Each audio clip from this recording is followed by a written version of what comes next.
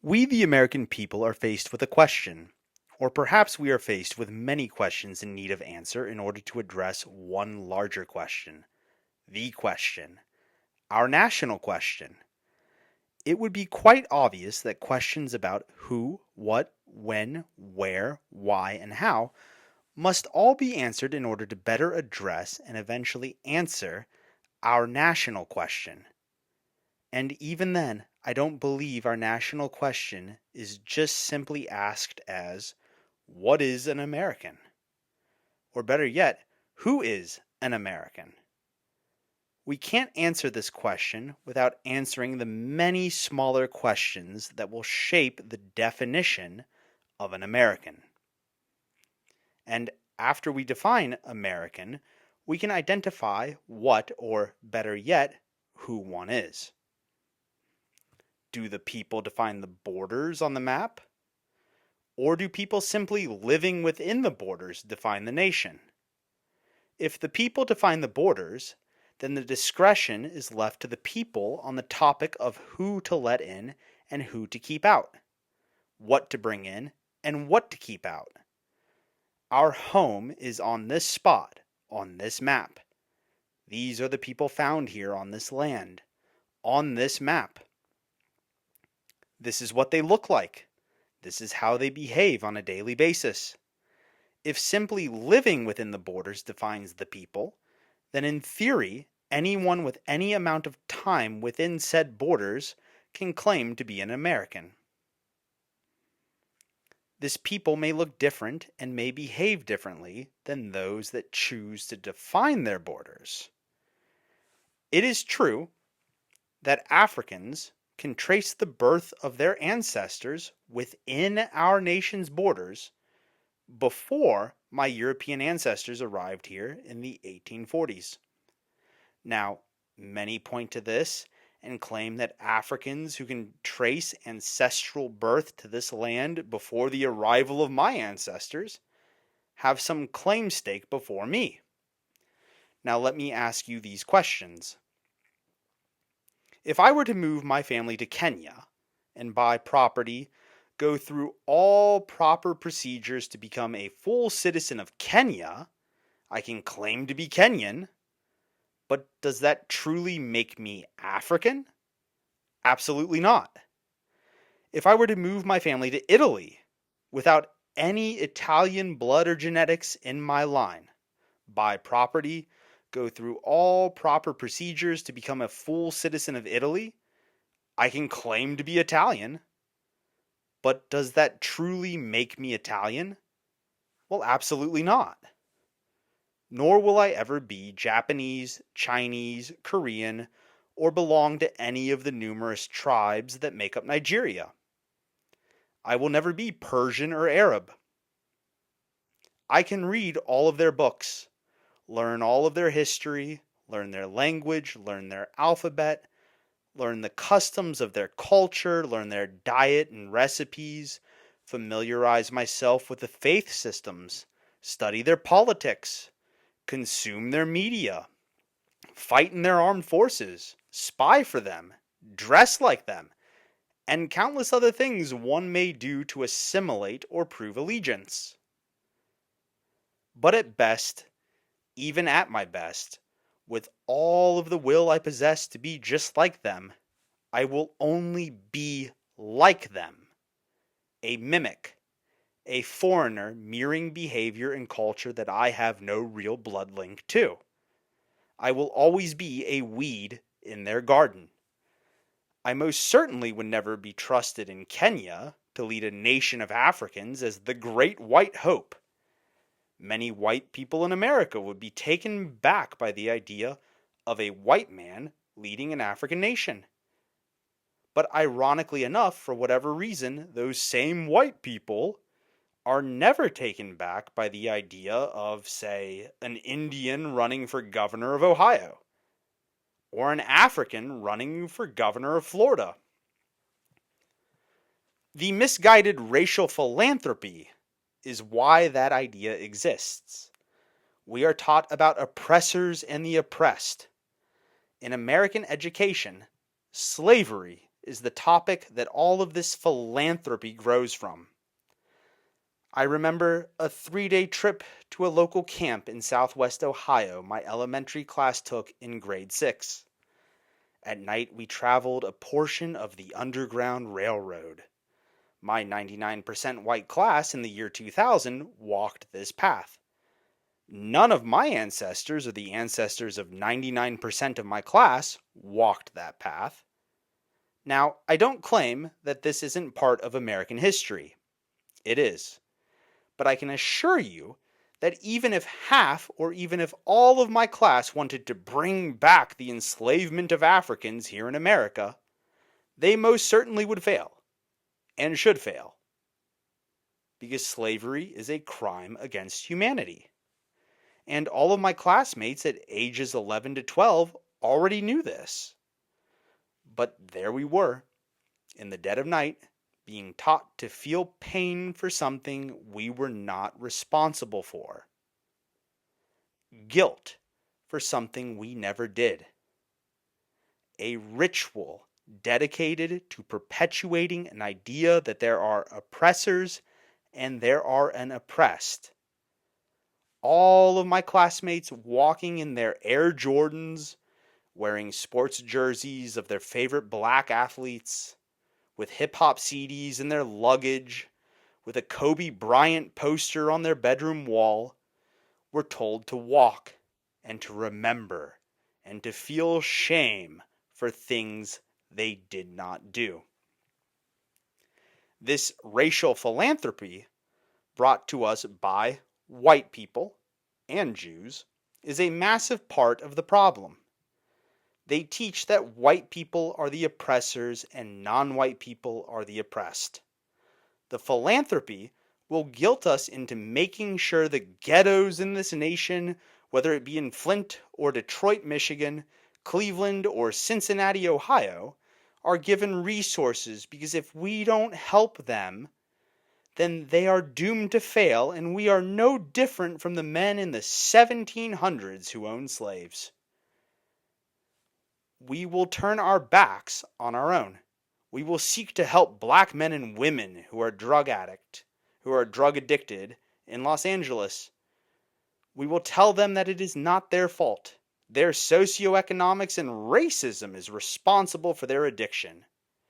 We will turn on our white brothers and sisters who are drug addicted throughout the hills and hollers of Appalachia. That white war veteran with PTSD, addicted to prescription drugs, isn't worth the help from the philanthropists. Not because of his lacking in virtue or valor, but because of the color of his skin. These same philanthropists and white apologists are the same men and women that have coddled all of the non-white races all the way up to positions of mass institutional power. They feel that helping non-whites rise is a great success story for them. No different from the stories ESPN will tell you about a black man from a bad situation making it to the NFL, signing a multi-million-dollar deal, and then buying his mother a new house. I do not resent this story in any way. I highlight it to show you that this idea of oppressed and oppressor is make-believe. White people had very little to do with his daily life. His parents are black, his peers are black, his school was black, the media he consumed was black, his personality is black, his culture is black, and everything that led him to that moment was a black journey. And I can assure you, Jefferson Davis and Robert E. Lee did very little, if nothing, to hinder him from reaching the height that he did. He's not a survivor of white oppression.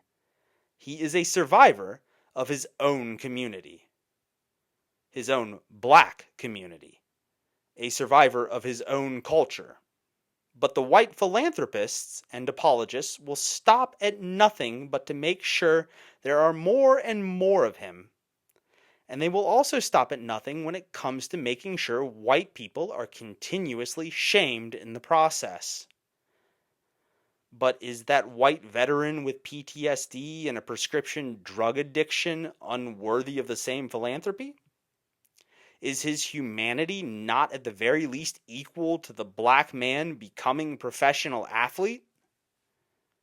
They will tell you that the man who fought and carried a rifle in the name of freedom, so the black man can become an NFL multimillionaire, is not worthy of their cause because he chose to walk his path.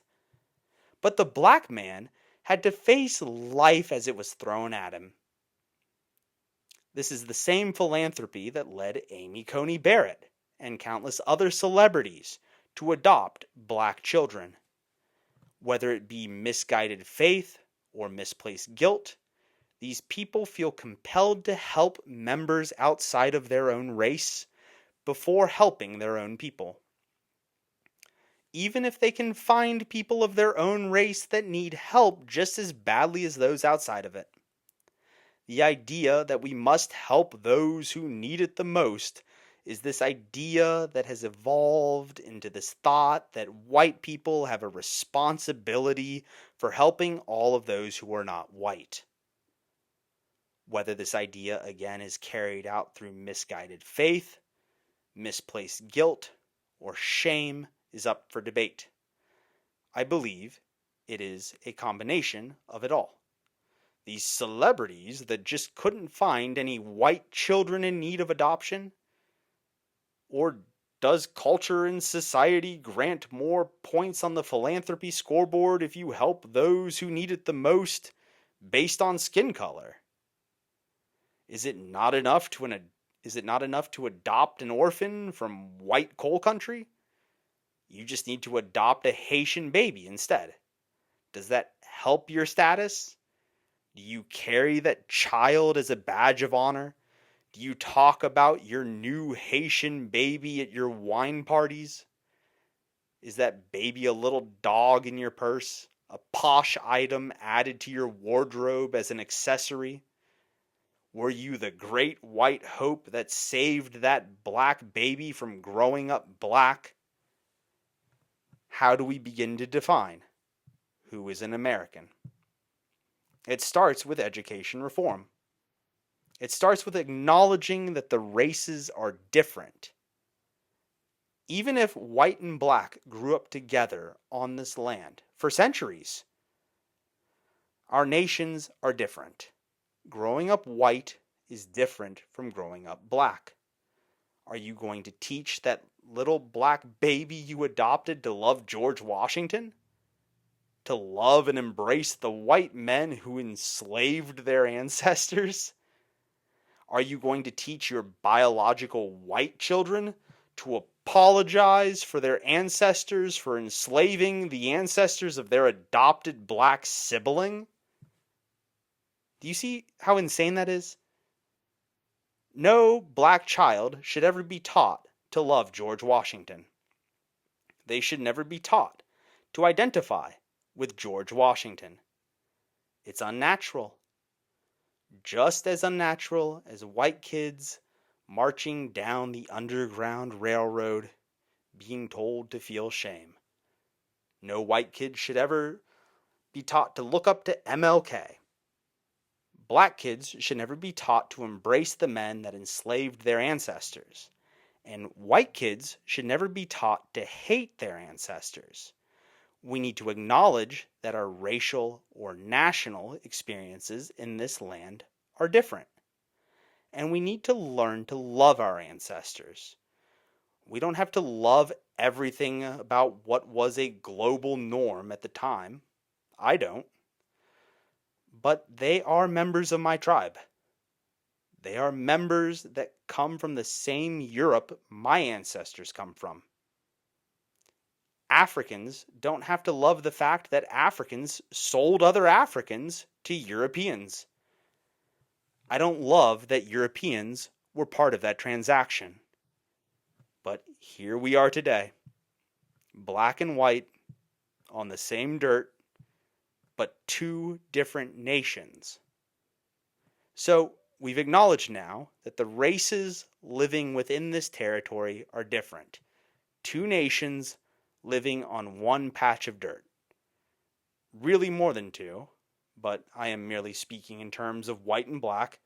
I think it goes without saying just because Vivek Ramaswamy, Indian Vivek Ramaswamy, can read my history book, tell me about how much he loves Thomas Jefferson, and memorize the answer key to a trivial history test does not, in fact, make him an American. Any more than me being able to regurgitate facts about Gandhi makes me an Indian. So, we have to acknowledge that our racial differences make us different. We have to teach that. That is the first step to how we define who is an American. Now, what is that definition? What is the criteria? Where can be answered in this question too. But one must examine more than just answering a simple what is question. What makes you one? Is it blood only? Is it a majority European blood? What are the percentages? Is it time your bloodline has lived within these borders? Perhaps you're African and can trace your ancestry to the original colonies. You've never caused issues in the nation. Plenty of white people walk among us with a criminal mindset who may only have a century worth of ancestry here. Do we admit them over the African with more time and a willingness to abide by the rules? You tell me. The truth is, there are good and bad of all races that walk among us, but we are ultimately seeking to create a nation of just our own, our good and our bad, the same way African nations are responsible for their good and their bad. The United States of America was founded as an extension of Europe. We are the melting pot of all of the European races. We are New Rome. We are Rome without Africa, Arabia, and without Jerusalem. Let the Zionists settle the Jewish question. Jews do not belong in New Rome, nor do we belong in Judea. Africans do not belong in New Rome, nor do we belong in Africa. Arabia does not belong in New Rome, nor do we belong in Arabia. But this new Rome we are building, is it Rome before Christ, BC, or is it Rome in the year of our Lord, AD? I direct this question to the Christian nationalists and white Christian nationalists. Here is why. So, the Catholic Church first banned Freemasonry on April 28, 1738. The core reasons for this ban state as follows. Masons teach that all religions are equal parts to truth. Masonic views rely on human reason alone rather than divine revelation, and the lodge system mimics religious structures and sacraments. These are three of the core reasons. So, George Washington, Benjamin Franklin, Paul Revere, John Hancock, and James Monroe, the fifth U.S. president, were all Freemasons.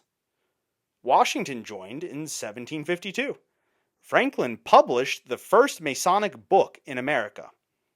Revere was a Grand Master of the Grand Lodge in Massachusetts. Understanding this history highlights why the First Amendment was written in the way that it was. It answers why the Naturalization Act of 1790 was a racial test instead of a religious test. Now, it is true that this act was enacted to deal with questions about freed Africans from slavery. During the Revolution, the Continental Congress and the Crown offered freedom to Africans who joined their military forces. The question was, do we allow the states the right to decide whether freed Africans are citizens, or do we need a federal standard? They chose a federal standard. Maintaining citizenship was to be restricted to white people of good character, meaning people from Europe with good character. Not white Christians, but white people. Christian and Freemason alike, so long as they are white. It is the same reason during colonial slavery, enslavement had to become about race instead of faith. If the Africans converted to Christianity, how could another Christian justify owning another Christian? They couldn't. So the test became racial. You can't just say Christian and expect it to be European. Is it Protestant or is it Catholic? Are we going to create another Northern Ireland situation? Is the turmoil there a racial issue, a faith issue, a class issue, or a combination of all? Catholics and Protestants. Apply that here. Will the Protestants have the institutional power, or will the Catholics? Or do we decide that faith is not the test for a nation, but our European blood is? And again, what percent of European blood? We are trying to answer who. It is not easy. It is easy to figure out who to exclude off the rip. India should be banned. Simple, easy. Maybe we answer who by figuring out who to exclude first. This also answers the where do they come from question. And we can't talk about the where do they come from question without talking about our appetite for endless war. Or more or less, Jewry's appetite for endless war and our institutions and our government and our military being used as an extension of Jerusalem or the Jews or Israel to fight endless warfare in the Middle East. You take a look today. And so many people are up in arms. They're like, oh my God, there's so much Islam. There is so much Islam, so many Muslims all over this country. Where did they come from? Why are they here? Where did they come from and why are they here? Well, let's answer that.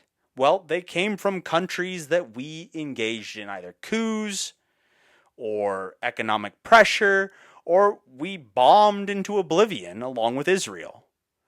You remember George W. Bush saying at the beginning of the War on Terror, we have to get them there before they get us here. We need to go blow them up over there so they don't come invade us. We need to invade them so they don't invade us. And today we're sitting around and we see all of these mosques and all of these people are like, oh my God, why are there so many of them here? They're invading us. And it's just like, they're not though. They're not invading us. They are here because we blew up their homes. And then the philanthropists that I've been talking about, the NGOs, the Red Cross, all of these Christians, really they're Jews, but they're Christian organizations. We're bringing refugees here. We can't have them stay there. Oh my God, they'll die if they stay there. Well, why would they die? Well, because our bombs are going off there. That's why. Because Israel's bombs are going off there. Because we printed infinity dollars for the Jews to go blow up the Middle East. And we're accompanying them on that journey. And it's like, well, yeah, we're going to kill millions of people over the course of 25 years. And the ones that we don't kill, well, yeah, they can come here and we have a First Amendment and they can build all of the mosques that they want because freedom of religion. No need for assimilation. The native people, the lazy natives that Vivek likes to talk about, they'll just get used to it. They'll just be cool with it. Yeah, no, it'll be cool. We'll make a bunch of Disney movies with a lot of white, black, and brown people working together, and the masses are just going to watch that and be like, oh yeah, that's what we're going to do. That's what we're going to do. And it's total bullshit. It's total bullshit. They're like, Islam is invading America. No. We invaded the Middle East, killed millions of their people over 25 years, and then brought the ones that we didn't kill over here as refugees. And now people are like, oh my God, what happened? It's so fucking simple. It's so fucking simple when you take a look at it, but people don't want to think about it that way. They just want to be like, Islam bad, get out of my country. And it's like, well, we brought them here because we blew up all of their houses. So we need to end the war. We need to stop Jewry. We need to stop Israel. We need to stop AIPAC. We need to kick the Jews out. Kick them out. Send them out. Goodbye. Jews, go to Jerusalem. Answer the Jewish question on your own. And you're not going to use New Rome to answer what Jerusalem is trying to answer. You do that first. That's part of the who. Where are we kicking them to? Jerusalem. And a lot of evangelical Christians are going to be like, oh my God, we're just going to give up on the Holy Land? Oh my God. Well, if you want to go live there, you can go live there too. The UAE is very multiracial, very multicultural. You can go live there and you can go visit Israel. But we're done trying to blow up people in that part of the world for Jews because you can't read the Bible the right way. We're done doing it. We're done doing it. The faith part, no, we got to do away with the faith part. The questions were racial questions. Racial questions. Free white persons of good character. Gentiles from Europe. New Rome, not New Jerusalem. It's not complicated. This is very simple. Very simple. And the migrants that are coming here, where are they coming from? Africa and the Middle East. Where have we been fighting armed conflict? Throughout Africa and the Middle East. Where have we had coups? Africa and the Middle East. And then to address India, where do we have unlimited 20 billion H-1Bs coming from? India. India. Sorry, you can't come here. My home is not your economic zone of opportunity.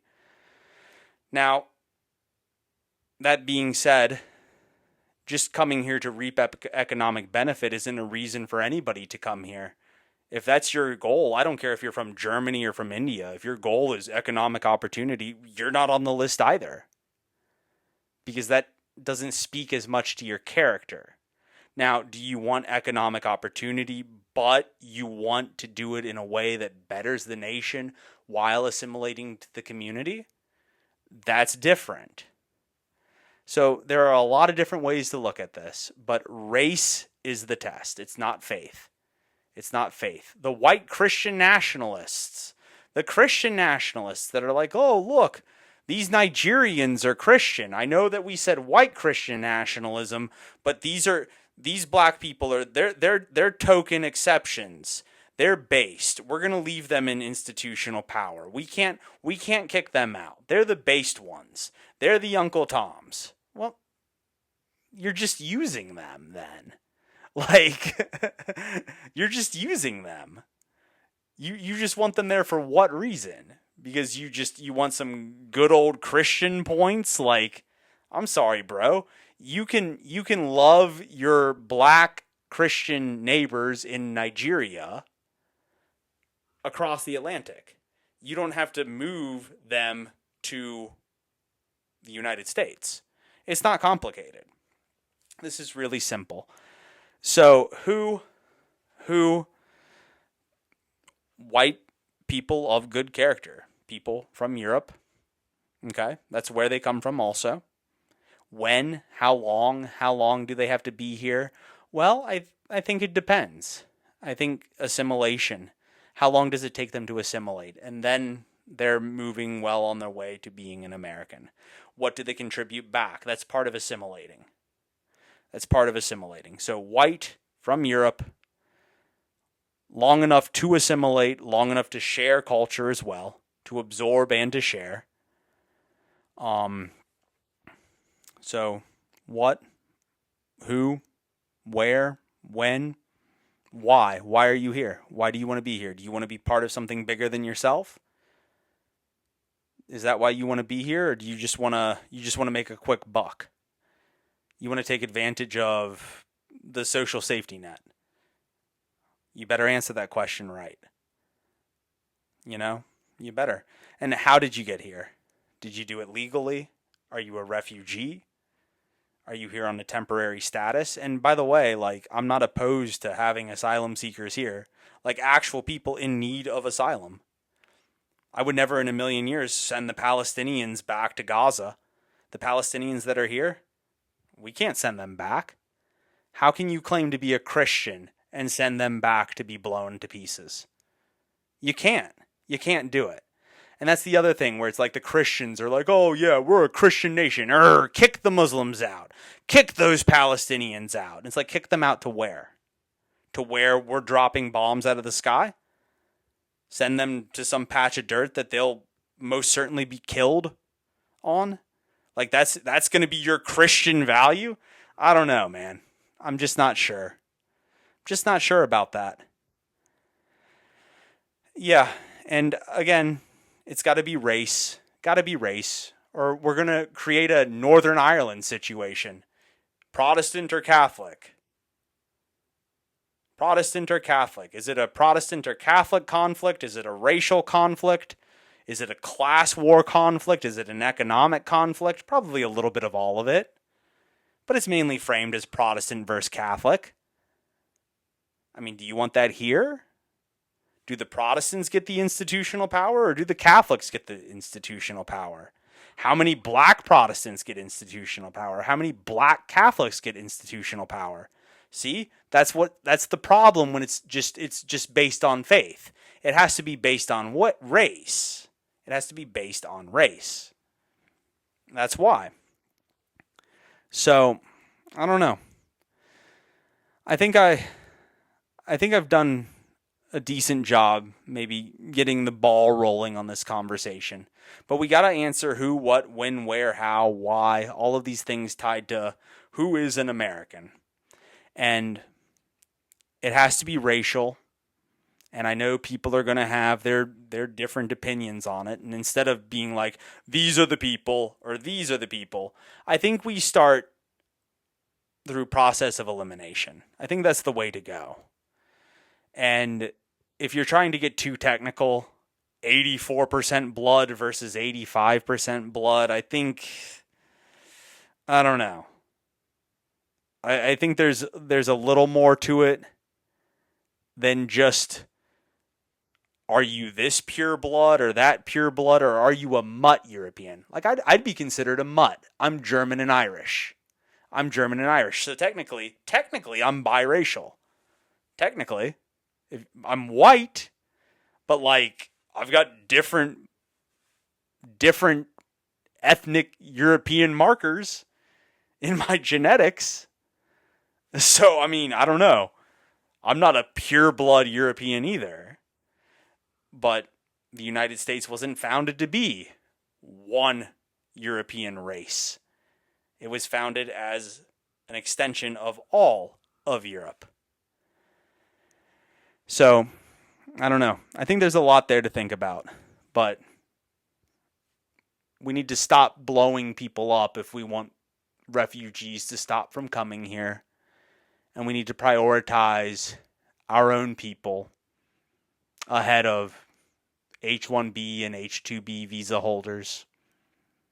That's kind of the first thing we need to do. And we need to stop this Christian white philanthropy shit. We're going to get a little gold sticker. Yep. Oh, all people are Christ. So I'm going to go the extra mile and show you how Christian I am, and I'm going to adopt a black baby just to show everybody. Like, okay, cool, whatever. But I mean, good luck teaching all of the cultural things. Your white kids are going to be taught something different than your black adopted baby. You just made life incredibly more complicated and confusing for your entire family, which is actually ironically going to hinder. It's going to make the faith more difficult, because in a homogenous community where you don't have these cultural tiffs and fights, it's actually easier to have a spiritual connection and everybody on the planet can have a spiritual connection, but it doesn't mean we have to live in the same neighborhood. So there's your big difference between, are we a white nation or a white Christian nation? And the Constitution was written by a bunch of Freemasons. So, and written by a bunch of not Freemasons. But the First Amendment exists the way that it does because, well, I mean, you can't have the Freemasons